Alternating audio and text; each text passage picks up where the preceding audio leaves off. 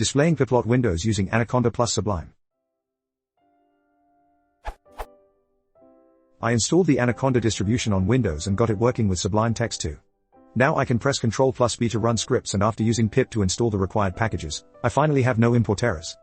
Unfortunately, matplotlib plots will not display no matter what I do. The most promising looking answer was one on this page.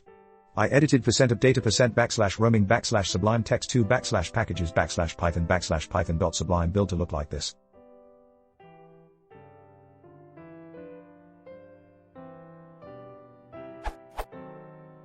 However, it did nothing, and putting quotes around true made no difference.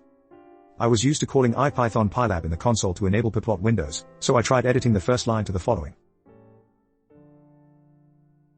In %of data%\roaming\sublime text2\packages/user, I also tried commenting out the line.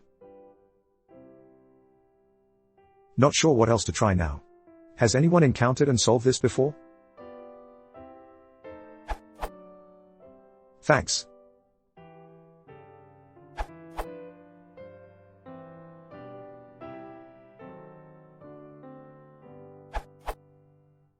According to the ops comment. Problem solved. In the end, it was simply solved by adding a line in my own code.